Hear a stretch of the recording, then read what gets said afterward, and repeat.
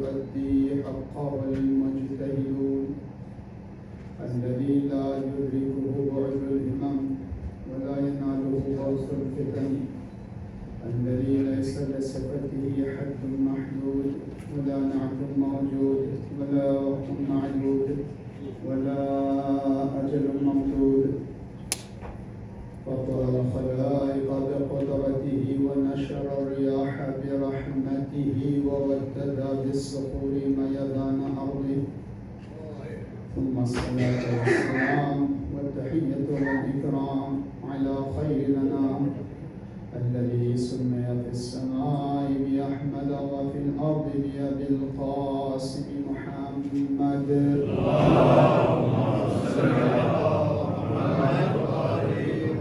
وعلى أهل بيته الطيبين الطاهرين المعصومين المظلومين واللعنة الدائمة الباقية على أعدائهم أجمعين من يومنا هذا إلى قيام يوم الدين. أما بعد فقد قال الله تبارك وتعالى وتقدس في كتابه المجيد وفرقانه الحميد وهو أصدق القائلين وقوله الحق.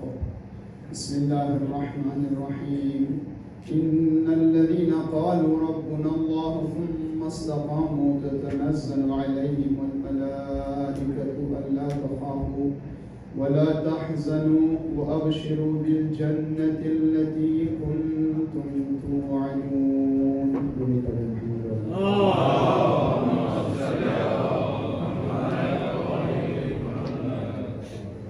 تمام عزتوں کا سرچشمہ، تمام طاقتوں کا سرچشمہ اللہ کی ذات ہے، اور ہر وہ شخص، ہر وہ شے، ہر وہ شخصیت جو ذات پروردگار سے منسوب ہو اور اللہ والوں سے منسوب ہو،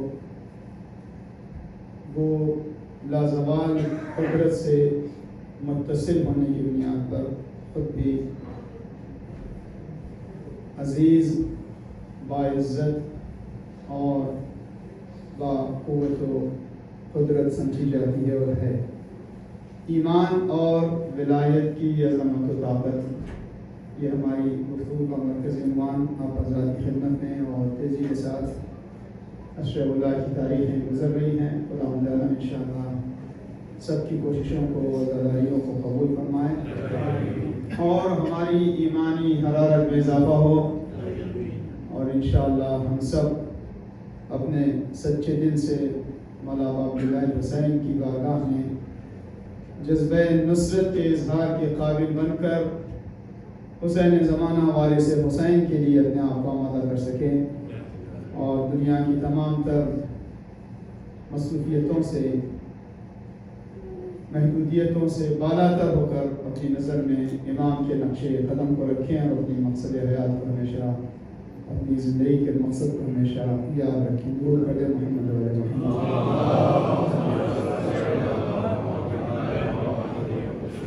اللہ پر ایمان، رسول پر ایمان، آل رسول پر ایمان، اللہ اور اللہ والوں کا عشق، رسول و آل رسول کا عشق ہمیں طاقتور بناتا ہے، ہمیں باعزت بنا دیتا ہے، اور ہمیں دنیا میں آزاد جینے اور آخرت میں کامیاب ابدی زندگی حاصل کرنے کے مواقع فراہم کرتا ہے۔ دین انسان کو آزاد کرتا ہے۔ قرآن مجید دعوت فکر دیتا ہے، کل کی گفتگو سے بالکل متصل بغیر کسی تمہید کے۔ قرآن مجید جامع کتاب ہے، کامل کتاب ہے، تازہ کتاب ہے۔ ہر بار آپ قرآن کی تلاوت کریں، تھوڑی سی بھی اگر توجہ دیں، تھوڑی سی تازگی اپنے اندر پیدا کریں، تو محسوس یہ ہوتا ہے کہ ابھی ابھی قرآن نازل ہوا ہے۔ قرآن کی تازگی میں کبھی کمی نہیں آنے والی، اور یہی کیفیت ذکر اب عبداللہ حسین کی، ذکر حبیب کی ہے۔ یہ ذکر کبھی پرانا نہیں ہوتا، اس سے کبھی طبیعت اکتا نہیں جاتی، یہ غم کبھی پرانا نہیں ہوتا۔ کیوں؟ اس لیے کہ یہ خدا کی جانب سے ہے، من اللہ ہے، اور اللہ کا راستہ ہے، اور اس کی انسانی فطرت کو ضرورت ہے۔ قرآن مجید کے تقریباً ایک اندازے کے اعتبار سے، کیلکولیشن کے اعتبار سے 60 نام اور القاب ہیں۔ قرآن نور ہے، قرآن شفا ہے، قرآن ذکر ہے، قرآن کتاب ہے، قرآن مبارک ہے، قرآن طاہر ہے، قرآن مجید مطہر ہے، قرآن مجید یاد دلانے والا ہے، قرآن مجید آمر بالمعروف ناہی عن المنکر ہے، قرآن مجید رشد ہے، قرآن مجید حفاظت کرنے والا ہے، قرآن مجید شفا ہے۔ بہرحال میں آپ کی خدمت میں ایسے ہی الفاظ عرض کر رہا ہوں، ظاہر ہے کہ ہر لفظ کے پیچھے ایک یا ایک سے زیادہ آیت پائی جاتی ہے۔ قرآن مجید کی کیفیت یہ ہے، نام قرآن مجید کے خود قرآن مجید جو بیان کرتا ہے اس میں نے عرض کیا 60 کے آس پاس نام ہے، اور یہی کیفیت انہی چیزوں کو، یہ بھی ایک الحمدللہ بڑا اچھا درود پڑھ دیں محمد علیہ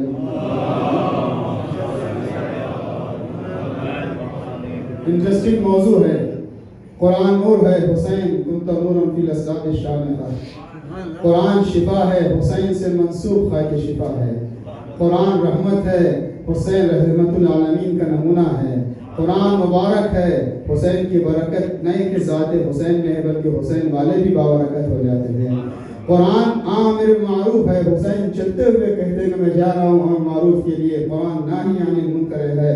قرآن مجید بولتا ہے، قرآن مجید مولا کائنات کی زبان میں قرآن مجید کبھی بولتا ہے، کبھی سنتا ہے، کبھی زاجر، میں اپنے زبان میں عرض ہوں، پتہ نہیں اس کا مناسب ٹرانسلیشن، کبھی قرآن مجید آپ سے خطاب کرتا ہے، کبھی ڈانٹتا ہے، کبھی سنتا ہے، کبھی آپ کو خطاب کرتا ہے، کبھی روکتا ہے، کبھی دعوت دیتا ہے۔ یہ کیفیتیں آپ ایک ایک لفظ، ایک ایک صفت جو قرآن مجید کی ہے، آپ زوات اہل بیت اطہار میں خصوصیت کے ساتھ مولا حسین کا تذکرہ ہے۔ آپ دیکھتے جائیں قرآن ایسا نور ہے کہ جو ہمیشہ روشنی دیتا ہے، حسین ایسا نور ہے کہ جو ہر جگہ ہر کسی کو اپنی نورانیت سے نواز دیتا ہے۔ ہر جگہ جہاں کہیں بھی عشق حسینی کا نور پہنچا وہ جگہ نورانی ہو گئی۔ جس قلب میں غم حسین پہنچا وہ قلب نورانی ہو گیا، جس آنکھ تک غم حسین پہنچا وہ آنکھ نورانی ہو گئی، جن لبوں پر حسین کا نام آیا وہ لب نورانی ہو گئے، جن گھرانوں تک حسین کا نور پہنچا وہ گھرانے نورانی ہو گئے، جن زندگیوں میں حسین کا نور پہنچا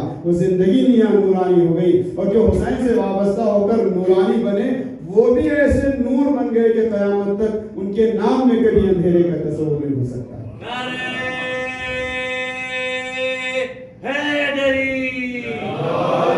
اور محمد و آل محمد صلوات۔ قرآن کی جامعیت کا، جامع ہونا، جامع یعنی جس کے اندر سب کچھ ہو، آل انکلوسیو میرے خیال سے اس طرح سب کچھ لفظ بنتا ہے، ٹھیک ہے۔ ایک اس کا رخ یہ ہے کہ قرآن مجید کا کوئی جیسے باقی آسمانی کتابیں تھیں ایک مخصوص ٹائم تک ویلڈ تھیں اور اس کے بعد منسوخ ہو گئی، نسخ ہو گئی۔ پتہ نہیں لفظ اگر ایکسپائری ڈیٹ ہم کہیں تو اچھا ہوگا کہ نہیں۔ قرآن مجید کے لیے قیامت تک کے لیے قرآن ہے، قرآن کے جامع ہونے کا ایک رخ۔ قرآن قیامت تک کے لیے ہے۔ کہاں والوں کے لیے ہے قرآن مجید؟ کس جگہ والوں کے لیے؟ نازل تو ہوا عربی میں، کیا صرف عرب والوں کے لیے، عرب کی سرزمین پر رہنے والوں کے لیے، مشرق میں رہنے والوں کے لیے، افریقہ میں بھی، امریکہ میں بھی، یورپ میں بھی، ایشیا میں بھی، جہاں کہیں بھی انسان ہو ہر جگہ والوں کے لیے قرآن مجید ہے۔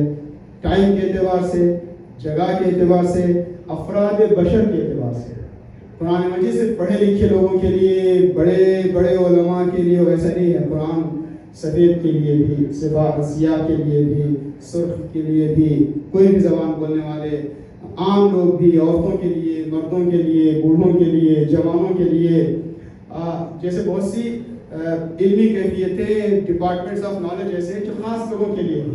اگر آپ مجھ سے اگر کے میڈیکل سائنس سے ریلیٹڈ بہت سی چیزیں اگر آپ ڈسکس بھی کرنا چاہیں تو میں سمجھ نہیں سکتا، کچھ بھی نہیں سمجھ سکتا، اس کے الفابیٹ سے بھی ہم آپ کے اس کے الفابیٹ سے بھی ہم آپ کا ساتھ نہیں دے سکتے، ٹھیک ہے۔ بہت سی ایسی چیزیں ہیں فلسفے کے لیے، فلاسفرز کے پاس اس کی بنیادی کیفیتیں ہوتی ہیں، اس کے اصول ہوتے ہیں، ہر کوئی اس کو ڈسکس نہیں کر سکتا، مرحلہ در مرحلہ چلنا پڑتا ہے۔ قرآن مجید کی افادیت کے لیے بہت بڑا عالم ہونا ضروری نہیں ہے۔ اس کا مطلب یہ نہیں کہ جو ہے وہ عالم نہ ہو تو پورا قرآن سمجھ میں نہیں۔ قرآن کی افادیت میں لمٹ اور کوئی شروع میں کنڈیشن نہیں ہے، ہر کوئی قرآن سے فائدہ اٹھا سکتا ہے. قرآن کی افادیت کہاں سے شروع ہوتی ہے؟ کہاں سے قرآن کا فائدہ شروع ہوتا ہے؟ اس کا آغاز کہاں سے ہے؟ چلیں ہم لوگ جو ہے وہ ہر چیز کو ثواب کے پیمانے پہ دیکھتے ہیں. آپ حضرت کی توجہ ہے نا، اسی اعتبار سے دیکھتے ہیں قرآن کا ثواب کب سے شروع ہوتا ہے؟ قرآن مجید سے ہمارا اٹیچمنٹ، ہمارا کنیکشن قرآن مجید سے استفادہ کرنے اور فائدہ اٹھانے کا آغاز کب سے ہوتا ہے؟ جب آپ قرآن پڑھیں، جب آپ قرآن سنیں. کہ نہیں، قرآن مجید کو رکھنا ثواب، قرآن دیکھنا ثواب، قرآن مجید حمل کرنا ثواب. لوگ حوالے تھے نا قرآن کے کاغذوں کی، صفحات کی، ٹھیک ہے، یہیں پہ رک نہیں جانا چاہیے. بس بات شاید میں ایک جملے میں مکمل کر دوں، آپ حضرات کی توجہ ہے. قرآن مجید کی افادیت کا آغاز کہاں سے ہوتا ہے؟ جب آپ نے قرآن پڑھ لیا، اتنی آیتیں پڑھی، جیسے کہ حدیث میں ہے کہ مومن جو ہے روزانہ کم از کم 50 آیتیں قرآن مجید کی پڑھے. کہا گیا ہے. اب اس کے پیچھے بھی اس کے راز ہیں، میں اس تفصیل میں اس وقت نہیں جانا چاہتا. قرآن کی افادیت کہاں سے ہے؟ قرآن کو حمل قرآن ثواب، قرآن مجید کو رکھنا ثواب، دیکھنا ثواب، سننا ثواب، یہاں تک کبھی پڑھنے کی بھی نوبت نہیں آئی. اس کے بعد قرآن سیکھنا ثواب، قرآن سکھانا ثواب، قرآن پڑھنا ثواب، قرآن سمجھنا ثواب، قرآن سمجھنے کی کوشش کرنا ثواب، قرآن کی گہرائی میں جانا ثواب. اور تمام باتوں کے علاوہ یہ سب جتنے بھی میں نے فائدے گنوائے، میں اپنے طور پر یہ لفظ استعمال کر رہا ہوں، اگر مناسب نہیں تو آپ لوگ فلٹر کر کے ٹھیک کر لیں. پہلے سے معذرت کر رہا ہوں. کیا ہے؟ ابھی تک جتنے ہم نے فائدے گنوائے یہ سب سائڈ بینیفٹس ہیں، یہ ضمنی فائدے ہیں. اصل فائدہ یہ ہے کہ قرآن مجید کو پڑھ کر اپنی بساط پر قرآن کے اصول کو زندگی میں جاری کریں. عمل بالقرآن جو ہے وہ باعث نجات کا ثواب ہے. چلیں جلدی سے ایک دوسرے رخ سے دیکھتے ہیں. امام حسین سے استفادے اور امام حسین کی افادیت کا آغاز کب سے ہوتا ہے؟ مولا امام کی بارگاہ میں جان کے قربانی پیش کرنے والے، مال دینے والے، اولاد قربان کرنے والے، اب آتے جائیں، مال خرچ کرنے والے، فرش ازا بچھانے والے، اہتمام کرنے والے، پیغام سننے والے، سنانے والے، گریہ کرنے والے. یہ جو ہے نا، کہا گیا کہ جو بھی حسین کے غم میں معرفت سے روئے، رلائے، رونے کی صورت بنائے. پتہ نہیں بات پہنچ پا رہی ہے کہ نہیں. قرآن سے استفادے کے لیے، حسین سے نجات دینے کے لیے کوئی منیمم ریکوائرمنٹ نہیں ہے. رونے کی بھی صورت بنے تب بھی آپ کو وہاں سے نجات کا ذریعہ مل سکتا ہے. اور کمال یہ ہے، پتہ نہیں میرا یہ اپنا جملہ ہے یا کسی اور سے سنا ہوا ہے، میں نے بار بار وہ جو ہے یہ زبان پہ آ جاتا ہے تو میں یہاں پہ ریپیٹ کرتا ہوا چلتا ہوں. امام حسین سے استفادے میں منیمم کی کوئی شرط نہیں ہے اور میکسیمم کی کوئی حد نہیں ہے. بات پہنچی کہ نہیں پہنچی؟ منیمم میں کوئی حد نہیں ہے. کتنا حاصل کر سکتے ہیں کہ حاصل کرنے کی کوئی حد نہیں ہے. جتنا تمہارا ضرب بڑھتا جائے گا اتنا تم آگے بڑھتے جا سکتے ہو. تمہارے لینے کی حد ہے، ان کی عطا کی حد نہیں ہے. درود پڑھیں محمد آل محمد.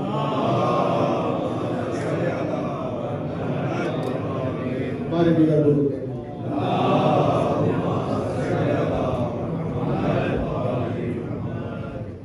قرآن مجید جامع ہے. جامع یعنی قرآن میں سب کچھ ہے.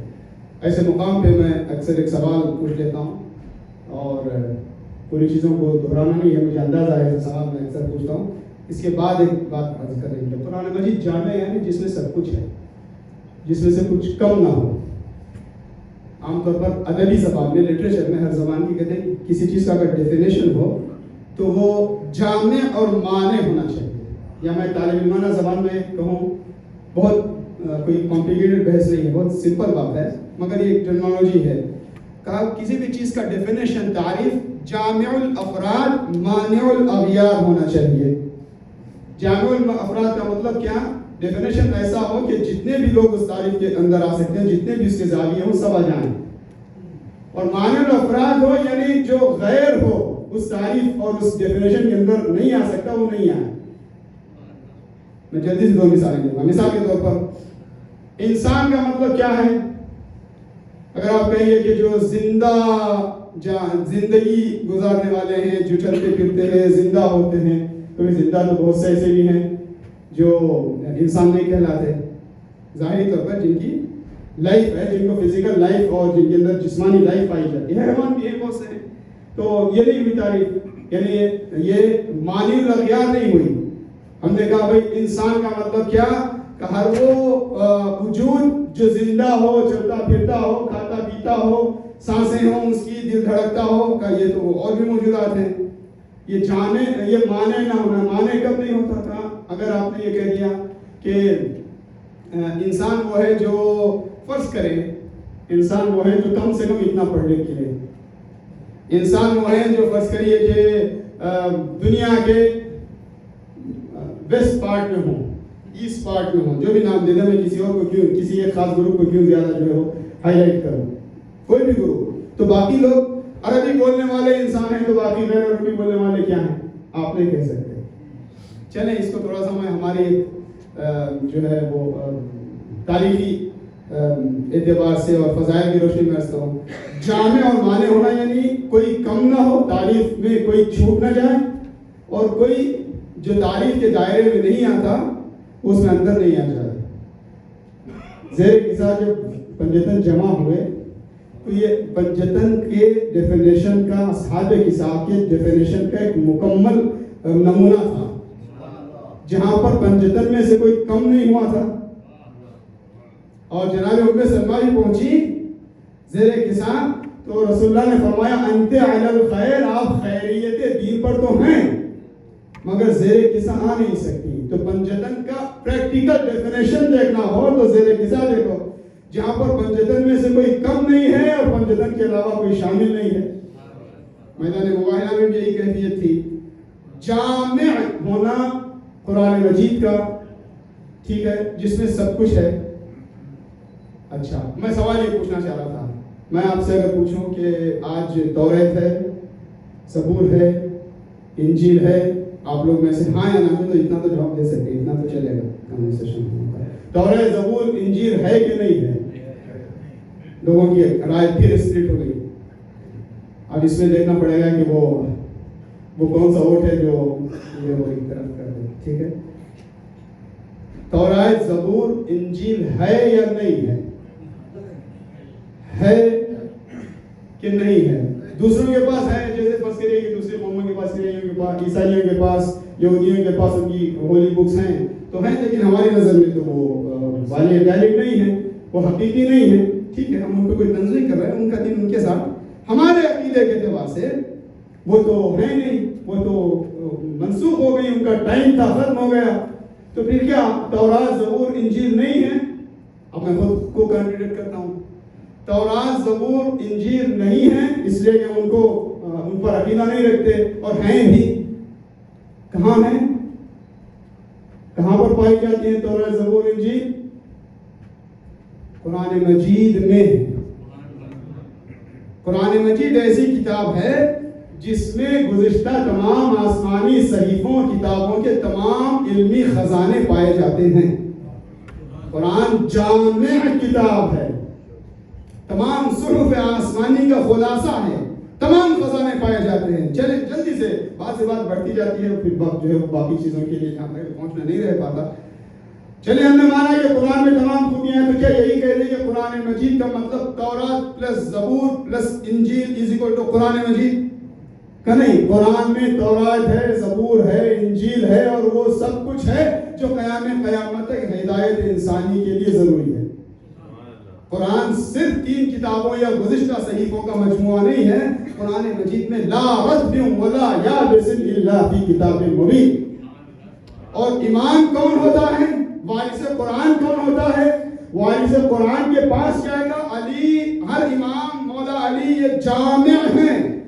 جامع ہونے کا بات کی سنی ہوئی حدیث کو اس انداز سے اور اس رخ سے غور کریں، اور اس رخ پر غور کرتے ہوئے دیکھیں اور سنیں کہ قرآن میں کیا ہے. قرآن میں تمام گزشتہ صحیفوں کی تمام تر علمی خزانے پائے جاتے ہیں. اسی طریقے سے رسول کی ذات میں تمام انبیاء کی صفات ہیں، ہے کہ نہیں؟ ان کے رسول کے صفات بانٹے گئے تو کسی کو خلت ملی، کسی کو ہیبت ملی، کسی کو صبر ملا، کسی کو حسن و جمال ملا. بھائی رسول کے صفات بانٹے اللہ نے تو 1,01,24,000 انبیاء بنے.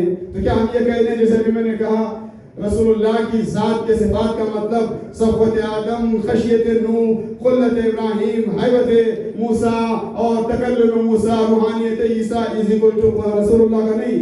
رسول کی ذات میں 1,24,000 انبیاء کے صفات تو پائے جاتے ہیں، اور وہ سب کچھ ہے جہاں تک ذہن انسانی کی رسائی نہیں ہے، بات پہنچ رہی ہے۔ فَكَانَ قَابَ قَوْسَيْنِ أَوْ أَدْنَىٰ، عظمت رسول پر کوئی حد نہ لگانا۔ اور رسول کے بعد جو وارث قرآن ہے اس کی ذات میں کیا ہے؟ مجھے یاد ہے شروع میں اسی نارتھ امریکہ میں ایک جوان نے، انوٹڈ جوان تھا، اس نے سوال پوچھا تھا کہ جو ہے یہ اہل بیت اور امامت، اور اس پہ تو مجھے عقیدہ ہے، مگر ایک سوال ہے کہ آپ لوگ یہ کہتے ہیں کہ نبی سے امام افضل ہوتا ہے۔ اس میں تھوڑا سا یہ جو ہے بات اتنی کنونسنگ مجھے پتہ نہیں کیوں نہیں لگتی ہے۔ سوال یہ ہے کہ نبی سے افضل امام کیسے ہو، کیوں ہو؟ تو فوری طور پر جو میرے ذہن میں جواب آیا تھا، اور بعد میں نے غور کیا تو اتنا برا جواب نہیں تھا، مناسب جواب بھی تھا۔ ہم نے کہا کہ بھائی دیکھیں، فرض کریں آج کل ڈیوائسز کا زمانہ ہے یا ٹیکنالوجی کا زمانہ ہے، اگر سب سے ایڈوانس ٹیکنالوجی پیش کر دی جائے، کوئی ایسی مشین، کوئی ایسا ڈیوائس، کوئی ایسی ٹیکنالوجی پیش کی جائے کہ جو سب سے ایڈوانس ہو، اور اس کا جو سپروائزر ہے یا جو اس کا مینوفیکچرر ہے یا اس کا جو دیکھنے والا ہے، جو ایکسپرٹ ہے، وہ اگر وہ اولڈ ٹیکنالوجی سے بھی پیچھے کا ماہر ہو، تو وہ اس ایڈوانس ٹیکنالوجی کے ساتھ، اس ڈیوائس کے ساتھ میچ تو نہیں کر پائے گا۔ اگر قرآن کے ساتھ وارث قرآن ہوگا تو ہم پہلے قرآن ہونا ضروری ہے نا۔ وہ اب یعنی وارث قرآن کو لاجیکلی ہونا ایسا چاہیے جو رسول اللہ کا وارث ہو۔ ہاں، نبوت کا خاتمہ ہو گیا، مگر نبوت کے علاوہ اس کی ذات میں تمام تر صفات پائے جاتے ہیں۔ تو تھوڑی سی بیسک لاجک تھی کہ اس کے علاوہ اصل تو نص رسول ہے۔ رسول اللہ نے فرمایا قرآن دیکھنا ہو تمام آسمانی صحیفوں کے کمالات قرآن میں ہیں، اور جو میرا وارث ہوگا، جس کو آدم کا علم دیکھنا ہو، موسیٰ کی ہیبت دیکھنی ہو، نوح کی خشیت دیکھنی ہو، یوسف کا حسن جمال دیکھنا ہو، ایوب کا صبر دیکھنا ہو، ہود کا ورع دیکھنا ہو، یونس کا زہد دیکھنا ہو، عیسیٰ کی روحانیت دیکھنی ہو، میری محبت و اخلاق دیکھنا ہو، تو اسے چاہیے کہ علی کو دیکھے۔ آپ کی سنی ہوئی باتیں ہیں نا یہ، اور اس میں ذرا سے جلدی سے ایک سیکنڈ غور کر کے آگے بڑھتے ہیں۔ رسول اللہ نے یہ نہیں فرمایا کہ آدم کو دیکھنا ہو، آدم کو حالت صفوت میں دیکھنا ہو، یعنی اس اظہار کمال کی انتہا میں۔ بس کہیے کوئی انسان اچھا مقرر ہے، کوئی اچھا ٹیچر ہے، کوئی فرض کریے کہ اس کی کوئی خاص ٹیلنٹ ہے، تو ظاہر ہے کہ 24 گھنٹوں تو ٹیلنٹ کا اظہار نہیں کر رہا ہوتا کہ جو نبیوں کے صفات کو، کمالات کو اظہار کمال کی حالت میں دیکھنا چاہے، اسے چاہیے کہ علی کے چہرے کو دیکھے۔ درود پڑھیں محمد آل محمد۔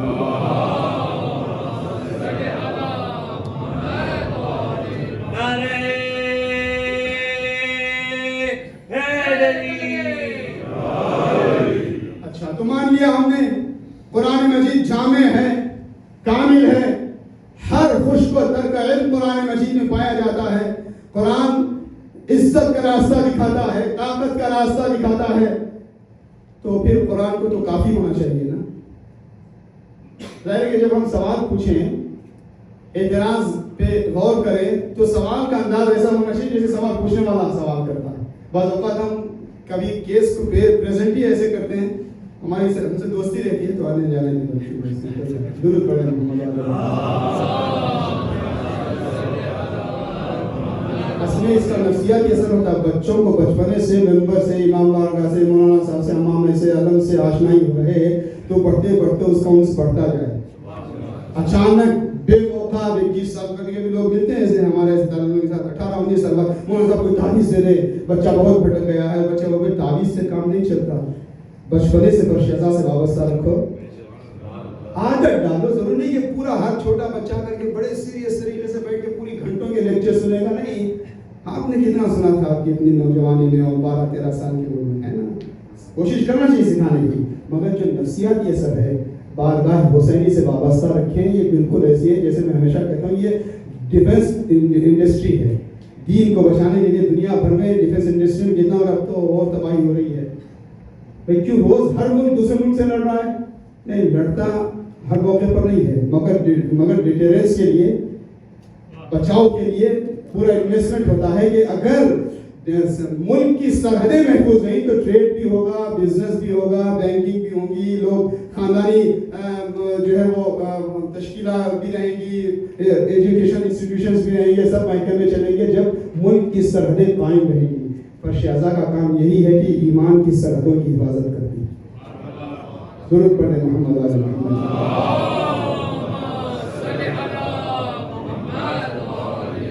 تو سوال یہ ہے کہ اگر قرآن مجید اتنا کامل ہے، جامع ہے، تو پھر قرآن کو کافی ہونا چاہیے نا۔ میں بہت تفصیلی گفتگوؤں کو اشارتاً ایک فہرست کے طور پر آپ کے سامنے لسٹ کر کے آگے بڑھ رہا ہوں، غور کرتے جانا، یہ آپ کا کام ہے، ہمارا کام ہے۔ تو کافی ہونا چاہیے قرآن مجید کو۔ ہاں، قرآن مجید جہاں یہ کہتا ہے لا رتب ولا یابس الا فی کتاب مبین، الحمدللہ قرآن میں سب کچھ ہے کہ نہیں ہے؟ شک ہے کسی کو؟ نہیں ہے نا شک، قرآن میں سب کچھ ہے۔ چلے قرآن سے مسئلہ پوچھتے ہیں، کوئی مشکل پیش آئی، کوئی مسئلہ پیش آیا، قرآن مجید سے جا کے ہم سوال کریں، پوچھیں، اے قرآن کو حل بتا۔ قرآن مجید کہہ رہا ہے وَمَا أَرْسَلْنَا مِن قَبْلِكَ إِلَّا رِجَالًا نُوحِي إِلَيْهِمْ فَاسْأَلُوا أَهْلَ الذِّكْرِ إِن كُنتُمْ لَا تَعْلَمُونَ۔ سب پوچھ لو اہل ذکر سے اگر تمہیں نہیں معلوم ہو تو۔ بھئی ہم نے جا کے قرآن جو کہ ذکر ہے قرآن سے پوچھا، قرآن کا اہل ذکر سے پوچھ لو۔ بھئی یہ کوئی گھما پھرا کے منطق لاجک بنا کر کے کوئی دلیل نہیں ہے، قرآن کا سیدھے سادے صریح انداز میں اعلان ہے کہ جب بھی تمہیں سوال پیدا ہو، تم نہیں جانتے ہو، تو تمہیں چاہیے کہ اہل ذکر سے پوچھو، اہل ذکر سے پوچھو۔ قرآن خود بتا رہا ہے اہل ذکر سے پوچھو۔ وہ اہل ذکر کون ہیں؟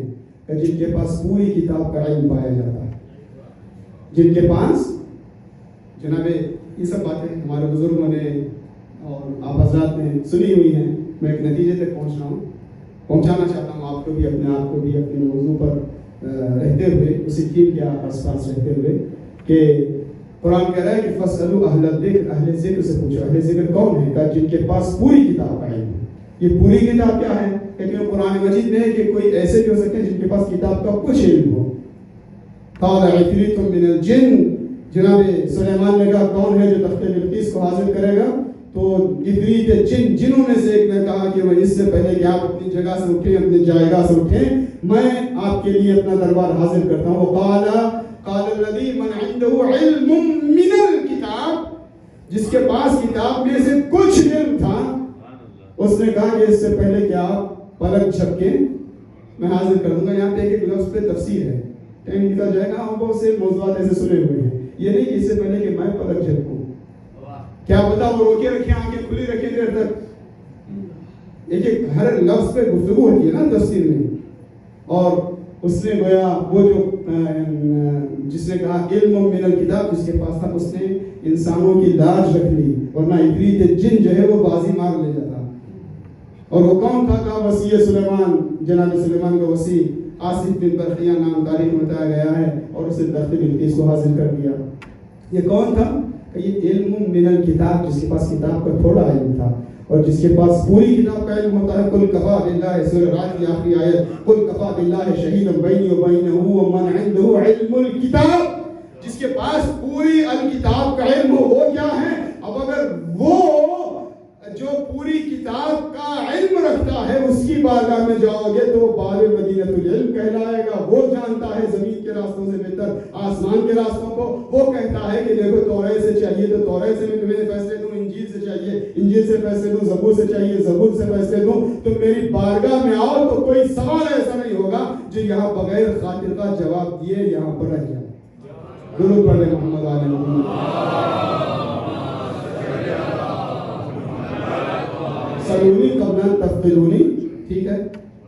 اسی کے ساتھ ایک دوسرا سوال جو لوگ شروع سے ہیں وہ ایک چیز کو زیادہ بہتر انداز میں ہمارے ساتھ چلیں گے۔ قرآن مجید جامع کتاب ہے۔ قرآن مجید آزادی کا پیغام دیتی ہے، اللہ پر ایمان، رسول و آل رسول پر ایمان اور عشق طاقتور بناتا ہے، عزت دیتا ہے، آزاد کرتا ہے، توجہ کا تعلیم ہے۔ قرآن جب جامع کتاب ہے تو کیا قرآن کافی ہے؟ کافی قرآن نے خود واضح اعلان کیا کہ قرآن کافی نہیں ہے، قرآن اہل ذکر کے ساتھ ہے۔ آپ کی طرف سے سوال تو کیا ہم قرآن سے کچھ نہیں سمجھ سکتے؟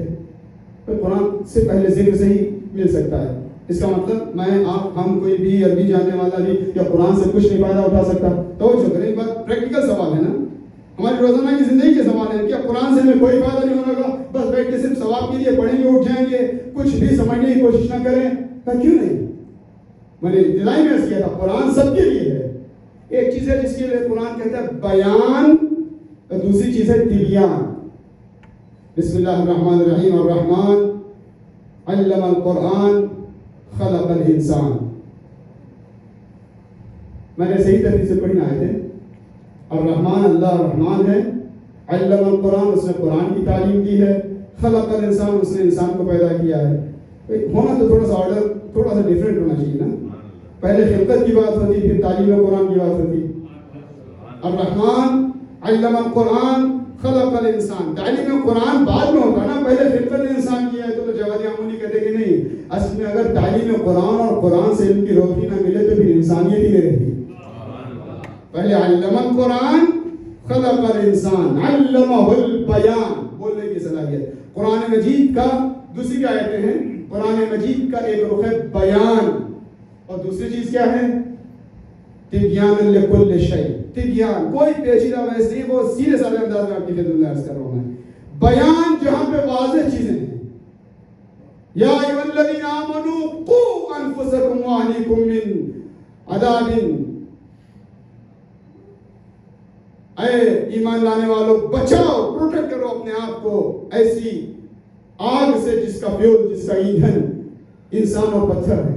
کچھ سمجھ میں آ رہا ہے نا ہمارے آپ کی؟ یہ کوئی راکٹ سائنس تو ہے نہیں. اس کی گہرائی، اس کے بواطن الگ ہو سکتے ہیں، مگر کچھ تو ہمیں بھی سمجھ میں آ رہا ہے کہ بھائی اپنے آپ کو بچاؤ. تو سمجھ میں آتا ہے ایک مرحلہ ہے بیان. بیان یعنی قرآن کے ظاہر سے بہت کچھ استفادہ کیا جا سکتا ہے. ہر کسی کی اپنی بساط پر، اپنی ایجوکیشنل اور اپنی جو اس کی انٹلیکچوئل کیپیسٹی ہے وہاں تک وہ حاصل کر سکتا ہے. مگر کوئی یہ نہ کہے کہ میں نے قرآن کی آیت کو مکمل سمجھ لیا. جملہ عرض کروں، حدیث میں بتایا گیا ہے قرآن مجید کی تفسیر کبھی کسی تفسیر کے ساتھ نہ کوئی مکمل ہو گئی تفسیر. قرآن یفسرہ الزمان، قرآن مجید کو وہ ٹائم مزید تفسیر کرتا جاتا ہے اور نئی نئی باتیں قرآن مجید کی ظاہر ہوتی رہتی ہیں. ٹھیک ہے، اور یہی کیفیت اب آپ دلائل حسین اور ذکر اہل بیت کی ہے. اب آپ کو اور سادہ کر دوں اس بات کو تو ہے نا، وہ کیا شعر ہے، انسان کو بیدار تو ہو لینے دو، ہر قوم پکارے گی ہمارے حسین. یعنی قرآن اور حسین ابن علی کی جتنی بھی تفسیر ہوتی رہے گی، یہ نہیں کہ بھائی اب سب کچھ ہوگا فل اسٹاپ تمام ہو گئی بات. نہیں، جتنا ذہن انسانی ترقی کرتا جائے گا اس کے اور نورانی جلوے دنیا پر ظاہر ہوتے رہیں گے. درود پڑھیں محمد و آل محمد.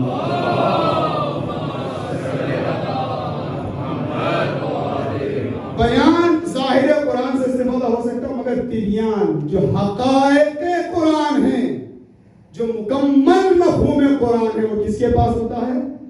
وہ اہل ذکر کے پاس ہوتا ہے، جسے رسول نے اپنا جانشین بنایا، وہ جو امام ہوتا ہے. بات کو میں یہاں پہ اس حوالے سے مختصر کر کے تمام کر کے آگے بڑھتا ہوں. امام کون ہے؟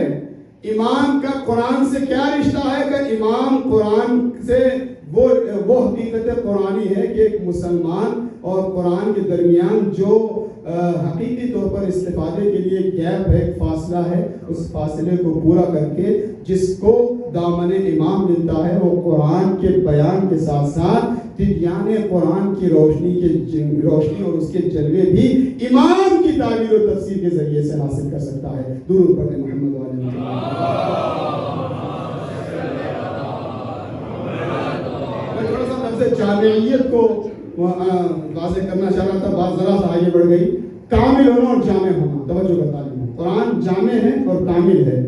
اور میدان غدیر خم میں ولایت کا اعلان ہوا تھا تو وہاں کیا لفظ استعمال ہوا؟ الیوم اکملت لکم دینکم. آج دین کامل ہوا. دین کامل ہوا. دین کے کامل ہونے کا مطلب کیا؟ بہت سی تفسیریں، بہت سے نکات اس حوالے سے آپ حضرات نے سنے ہوئے ہیں. توجہ کریں، شاید اس رخ سے کبھی سنا ہو تو آپ کے لیے ایک ریمائنڈر ہے. نہیں تو ہو سکتا ہے کہ شاید تھوڑا سا کوئی ایک نیا سا انداز آپ کو لگے. کامل ہونے کا، دین کے کامل ہونے کا کہ ولایت تکمیل دین ہے. ولایت امیر المومنین، ولایت ائمہ اطہار، یہ دین اس سے کامل ہوتا ہے، کمپلیٹ ہوتا ہے. ٹھیک ہے. اس کی ایک تجزیہ ایک رخ یہ ہے کہ دیکھیں علم اصول فقہ میں ایک بحث ہے، میں ایک اصطلاح استعمال کر رہا ہوں اس سے آپ لوگ کنفیوز نہیں ہوں، جلدی سے میں اس کو مثال سے واضح کر دیتا ہوں. کہ جب کبھی کسی نمبروں والی چیز کو یا کوئی ایسا مجموعہ، ایسا سیٹ جس کے ڈفرینٹ پارٹس ہوں، یا نمبرز کو ایک دوسرے کا کنیکشن دیکھنا چاہیں، ان کے درمیان کی ریلیشن شپ دیکھنا چاہیں، تو کبھی کہا گیا کہ اقل اور اکثر، منیمم اور میکسیمم جو ہے نا، منیمم اور میکسیمم میں کبھی ان کا جو کنیکشن ہے وہ استقلالی ہے، اقل و اکثر استقلالی، اقل و اکثر ارتباطی. یہ ایسے میں نے کہہ دیا، جلدی سے میں اس کی مثال کے ذریعے سے واضح کر دیتا ہوں. نمبر جہاں پہ ہوتے ہیں نا، ان نمبروں میں آپس کے درمیان کیا تعلق ہے؟ کبھی ایسا ہوتا ہے کہ ہر نمبر اپنی جگہ پر انڈیپینڈنٹ ہے، استقلال اس کے اندر مستقل ہے، اس کی الگ انڈیپینڈنٹ کاؤنٹ ہے. کبھی ایسا کہ نہیں، اس کی انڈیپینڈنٹ کاؤنٹ نہیں ہے، وہ اپنے آپ جو ہے مستقل گنا نہیں جاتا ہے، ٹوٹل میں ساتھ ہی گنا جاتا ہے، ایک دوسرے سے کنیکٹڈ ہے. میں شرعی مثال دوں، اسے اچھے شرعی مثال سے میں نمبر کی مثال دیتا ہوں. مثال کے طور پر فرض کریے آپ کے سینٹر کے لیے کہ صاحب نے 100,000 پرنٹ کیے، وعدہ کیا سینٹر کے لیے. میں 1,000 بھی بول سکتا تھا، مگر ایک ڈیسنٹ نمبر رکھے تو اچھی بات ہے نا. کیا پتا ابھی مجھے تو کچھ لینا دینا ہے نہیں اس میں، تو نمبر 100 ملین بھی بول سکتا تھا مگر شاید وہ کوئی بہت زیادہ سیریس نمبر دیں گے جو شاید ہو جائے، کیا پتا. فرض کریے 100,000 کسی نے پرنٹ کیا، یا چلے تھوڑا سا اور بہتر پڑا، آج کل ہر چیز مہنگی ہو رہی ہے، 1 ملین کسی نے، میں کریکٹ کر رہا ہوں، 1 ملین کا ماشاء اللہ سے پرنٹ کیا، وعدہ کیا کہ ہم سینٹر کو دیں گے. 1 مہینے میں 1 ملین دے دیا، کتنے بچے؟ 10 میں سے اگر 1 ملین کم کر دیں کتنے بچتے ہیں؟ آپ لوگ یاد رہے ہیں نا، کتنے ملین بچے؟ 9 ملین. 2 ملین اور دے دیے، کتنے بچے؟ 7. آپ سمجھ میں کوئی ٹیسٹ لے رہا ہوں نہیں بھائی، بہت سادہ سی بات ہے. جیسے جیسے نمبر دیتے جاتے ہیں، ہر نمبر کی انڈیپینڈنٹ کاؤنٹ ہے. ٹھیک ہے. کبھی کوئی چیز ایسی ہوتی ہے کہ وہ نمبر اس کے انڈیپینڈنٹ کاؤنٹ نہیں ہے، وہ ملے ہوئے ہیں. میں اس کو شرعی مثال دیتا ہوں. نماز اور روزہ،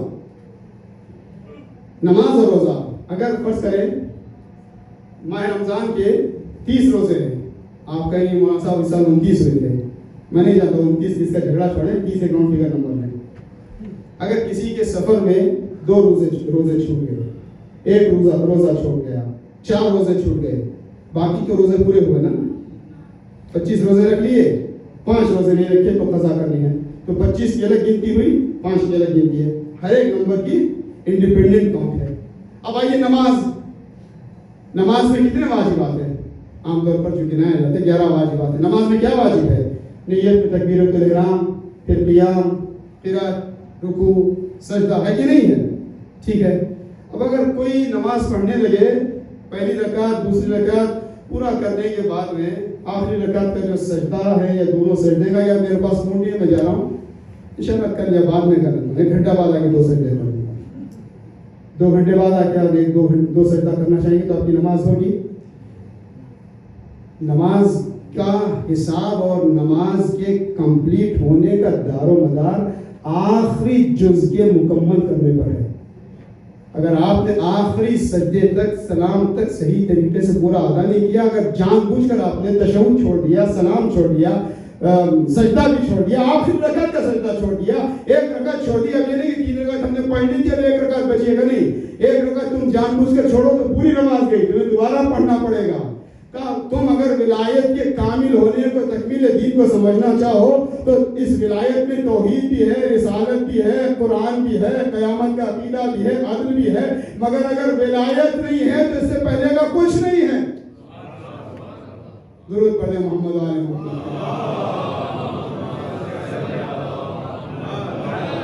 اسی لیے آٹھ امام نے فرمایا تھا کہ بشرطہا و شروطہا وَأَنَا مِن شُرُوطِهَا. ولایت امام کی زیارتوں میں سے زیارت ہے، امام نصر کی زیارت میں سے، کہ اشہدو، میں گواہی دیتا ہوں کہ آپ کی ولایتی کا تقبل الاعمال، وتزكى الافعال وتمحى السيئات. آپ کی ولایت سے عبادتیں قبول ہوتی ہیں, آپ کی ولایت سے جو ہے وہ اعمال پاک ہوتے ہیں اور برائیاں اور گناہ مٹتے ہیں. عزیزان گرامی, اسلام ایمان اور قرآن اہل بیت تھا کامل ہیں. جب ان کا دامن ہم تھام لیتے ہیں تو کامل ہو جاتے ہیں, اور جب کامل ہونے کی جانب بڑھنے لگتے ہیں تو ہمارے کمال کا معیار کیا ہے؟ توجہ کا تعلیم ہے. جو اصل بات مجھے عرض کرنی ہے وہ ابھی جلدی سے چند منٹ میں مختصر کرنا ہے. وہ کیا ہے؟ جب ہم کمال کی منزل تک پہنچتے ہیں اپنی فکر کے اعتبار سے, ان کی برابری نہیں کرتے, تو کیا ہوتا ہے کہ انسان فکری اعتبار سے آزاد ہو جاتا ہے, انسان کی سوچ آزاد ہو جاتی ہے. قرآن مجید کا کام, دین کا کام, نبیوں کا کام, اماموں کا کام یہ ہے کہ وہ انسانوں کو غلامی سے آزاد کریں, اور غلامی میں سب سے بدترین غلامی ہے فکر کی غلامی, سوچ کی غلامی, اور یہ ہر زمانے کا چل رہا ہے. فرعون ملعون نے اپنی قوم کے ساتھ کیا کیا تھا؟ جناب موسیٰ نے جب اسٹینڈ لیا, قیام کیا, جناب موسیٰ جب گئے تو فرعون پر چارج کیا تھا؟ عبدت بنی اسرائیل, ظالم تو نے بنی اسرائیل کو غلام بنا رکھا ہے. قرآن کہتا ہے کیا کیا تھا اس نے, فرعون نے؟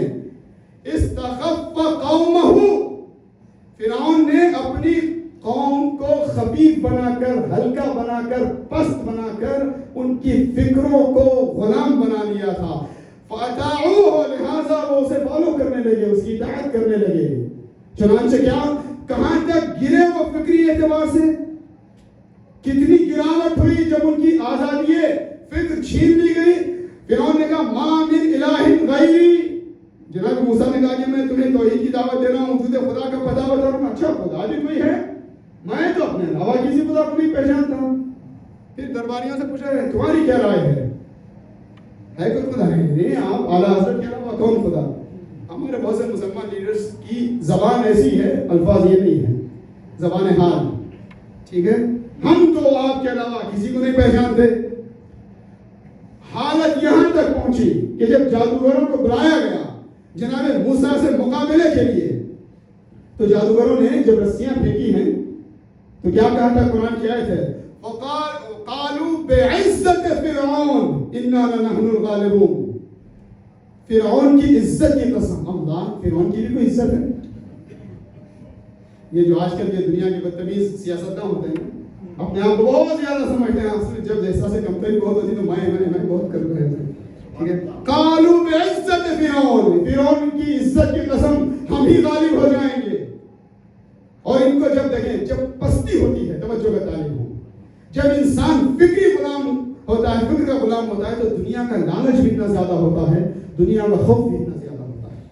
اب آپ اس کی تفسیر خود سے کریں. چنانچہ یہ قرآن کی آیت ہے کہ یہی جادوگر جب اپنا جادو دکھانے آئے تو انہوں نے پوچھا آئینہ لنا اجرا, ہمیں اجرت ملے گی نا, ہم اپنی سروسز دے رہے ہیں, ہمیں تمہاری وجہ سے کمپنسیشن تو ملے گا. کہا کہ ہاں تمہیں مقرر بنا لیا جائے گا, مختصر کر رہا ہوں, تمہیں فائدہ بھی ہوگا, کمپنسیشن بھی ملے گا. وہ جادوگر جب آئے حضرت موسیٰ سے کہا تم ڈالو گے یا ہم ڈالیں؟ حضرت موسیٰ نے کہا کہ ڈالو.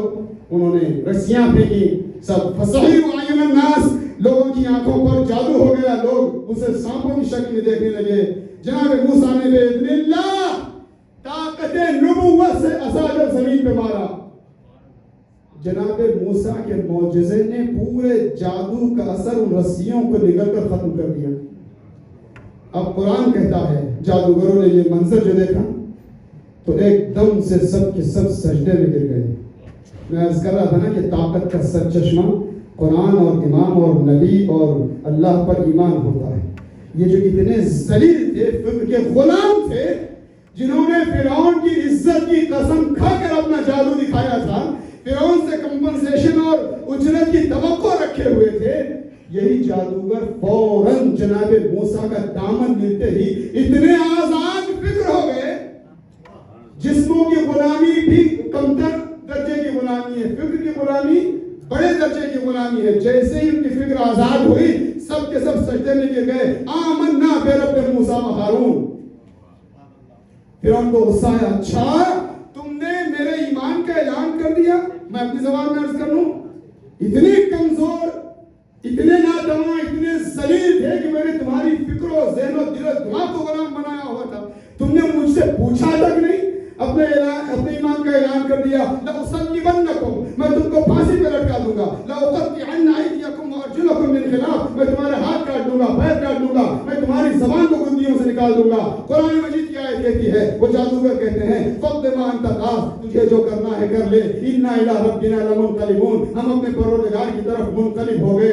انا الی ربنا منقلبون. بھئی سوال کیا ہے؟ سوال یہی ہے اور نتیجہ یہی ہے, درس یہی ہے, پیغام یہی ہے کہ جب تک فکری غلامی تھی, دنیا کی طاقت کی, شیطان کی شیطنت تھی, اس وقت تک ایسے دنیا میں جھگڑے ہوئے تھے کہ یہ عزت فرعون کی قسم بھی کھا رہے تھے, فرعون سے انعام کا لالچ بھی رکھ رہے تھے. لیکن جناب موسیٰ کے معجزے نے, حجت الہی نے ان کے دل کو اتنا روشن کر دیا کہ اب ان کا لالچ, ان کے انعام کا لالچ تو بہت دور گیا. اب خوف جان بھی نہیں, اب کٹنے کا ڈر نہیں, اب زبان نکالے جانے کا ڈر نہیں, اب ہاتھ پھیر کے کٹنے کا ڈر نہیں. انا الی ربنا منقلبون, ہم اپنے رب کی جانب منقلب ہو گئے. اسی لیے یہ بہت سنایا جملہ اس طریقے کا نتیجہ لینے کے لیے یہاں پر کہ اصل میں ہوتا کیا ہے, جب دل کی نگاہوں سے لوگوں کو منزل اور اپنے ڈیسٹینیشن نظر آنے لگے نا, تو راستے کی جتنی سختیاں ہوتی ہیں, جب منزل نگاہوں کے سامنے ہو تو راستے کی سختیوں کا پکی پرواہ نہیں ہوتی, آسانی کے ساتھ. اب چنانچہ بات یہاں تک پہنچی ہے, جلدی سے میں رد کر دوں. درود پڑھے محمد آل محمد. تھوڑا سا جلدی سے آگے تشریف لائیں, ظاہر مختصر وقت میں مجلس تمام ہو جائے گی. چند جملے مسائل کے لیے.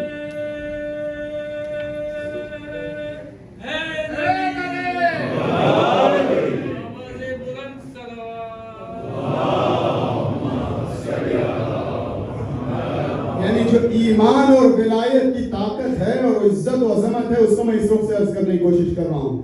جناب موسیٰ کا دامن ملا. طاقت کا مطلب یہ ہے کہ دنیا کا خوف دل سے نکل جائے, دنیا کا لالچ دنیا سے نکل جائے. تاریخ بھی اپنے آپ کو دہراتی ہے. الفاظ جیسے قرآن میں فرعون کے ہیں, ویسے ہی الفاظ ابن زیاد کی زبان پر ہیں. جناب مصر کو گرفتار کر کے لایا گیا ہے. اچھا, علی کی مدح کرتا ہے, مدح سرائی کرتا ہے, علی کے فضائل کے حدیث بیان کرتا ہے, میں تمہارے ہاتھ پیر کاٹ دوں گا, تمہاری زبان نکال دوں گا, تمہیں پھانسی پہ لٹکا دوں گا. یہ سب مسکرا کے کہتے ہیں. اس میں کون سے تعجب کی بات ہے؟ میرے مولا نے مجھے پہلے ہی بتا دیا, میرا مولا بتا چکا ہے نا. تاریخ میں روز درخت خرما پہ پانی ڈال رہے ہیں جناب عیسیٰ. اے درخت خرما تو پھلتا پھولتا رہے, میں اپنے مولا کی محبت میں تجھی پہ پھانسی پہ لٹکایا جاؤں گا. لیکن خدا کی قسم ہے, آپ روز صبح شام ان باتوں کو ریپیٹ کرنے سے ایمان تازہ ہوتا ہے. کوئی معمولی چیز ہے؟ مولا علی سے محبت کا دعویٰ بہت کرتے ہیں.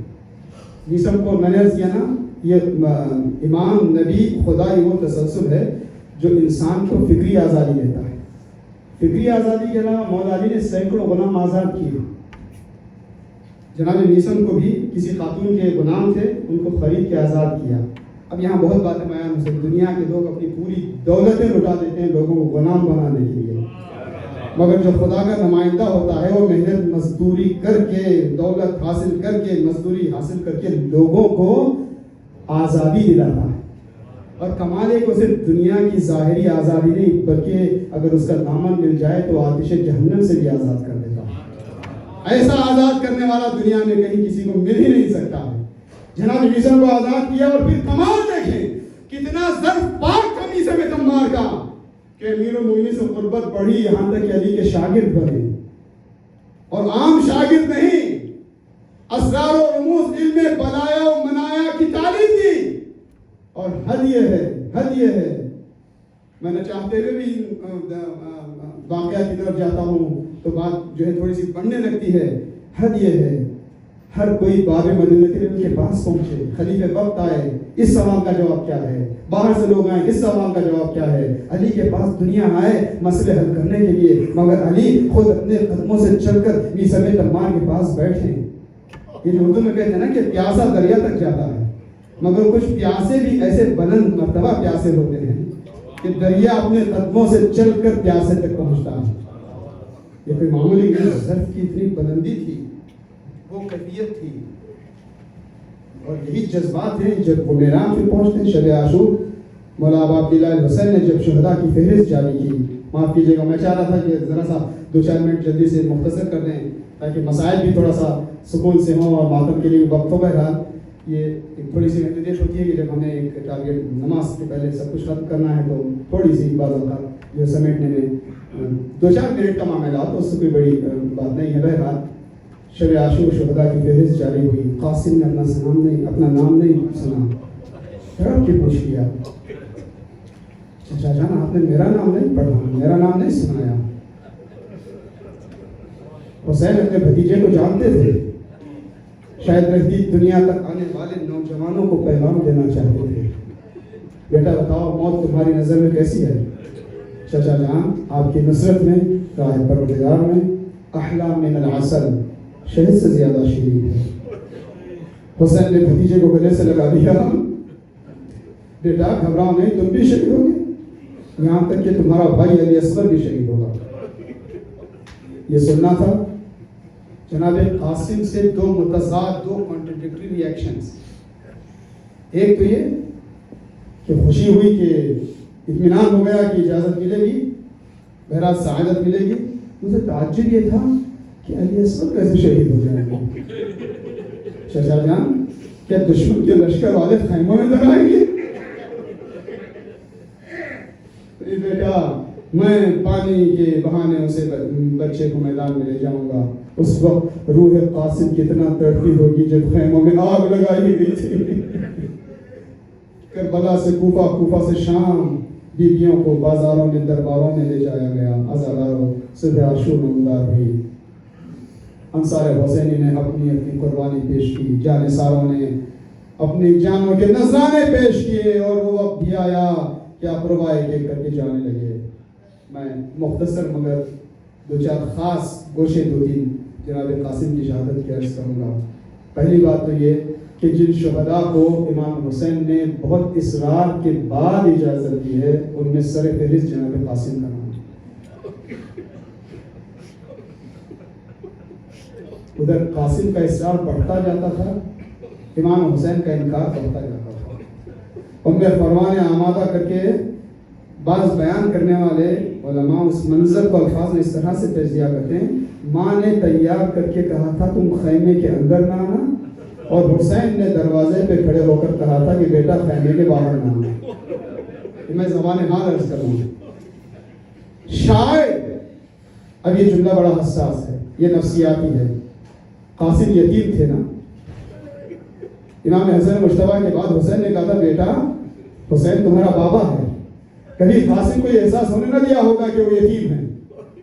شاید پہلی بار قاسم کو جب یتیمی کا احساس ہوا ہوگا تو یہی عاشور کا دن رہا ہوگا جب قاسم کو تصور ہوا کہ شاید مجھے اجازت اس لیے نہیں ملتی ہے کہ میں یتیم ہوں.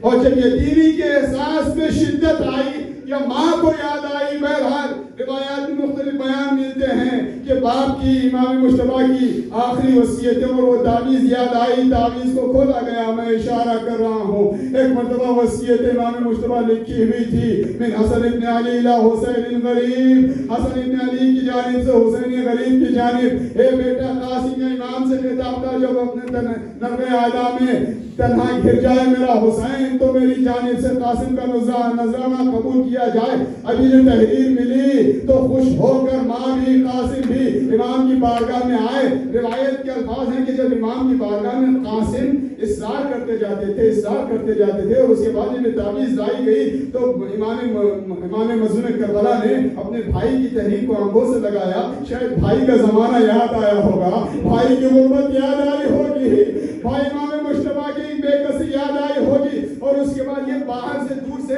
راوی نقل کرتا اس منظر کو میں نے دیکھا.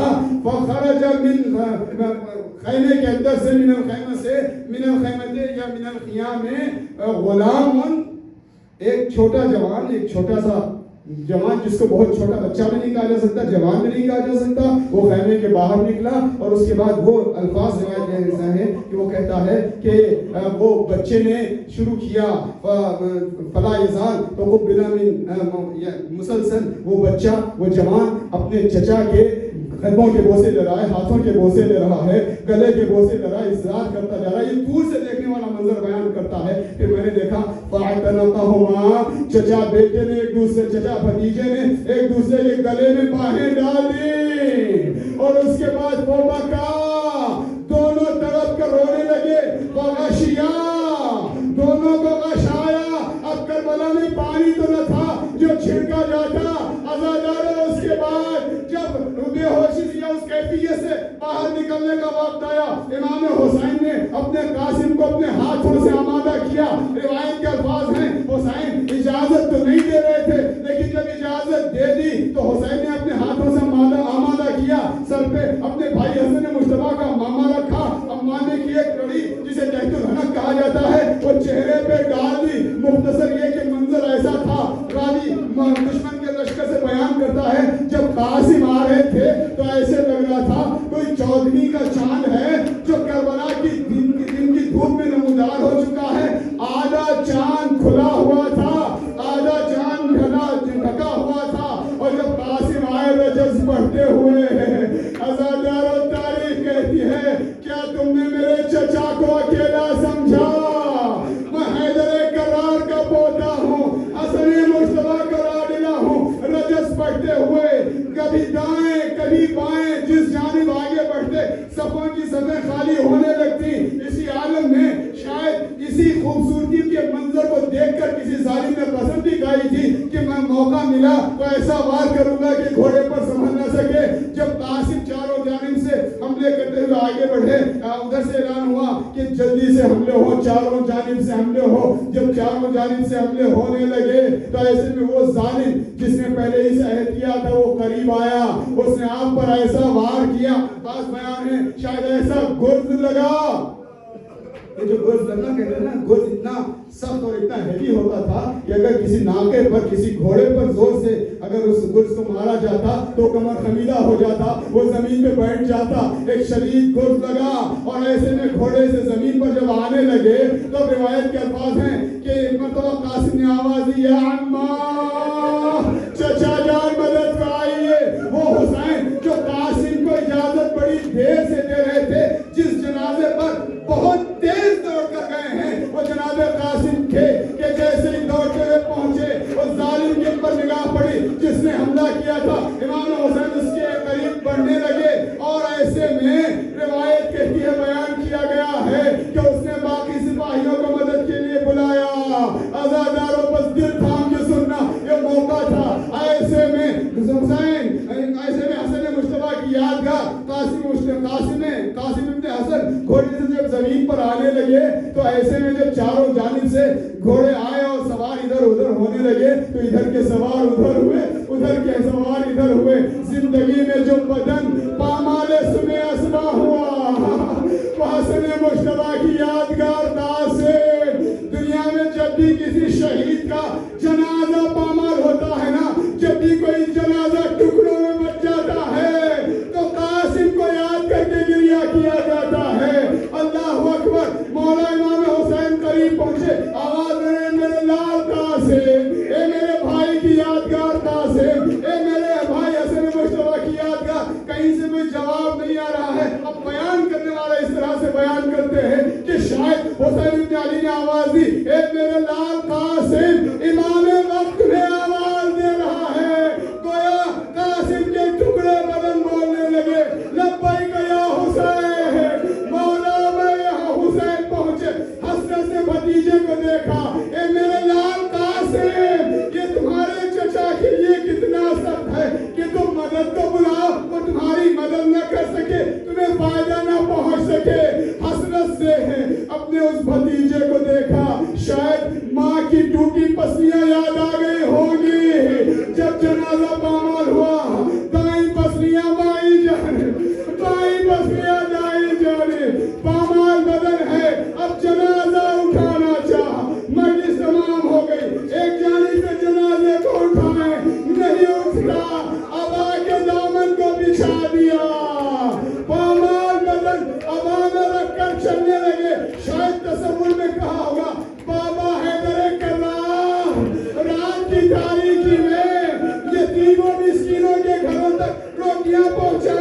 फिर भी आसान था अपने भतीजे के बदले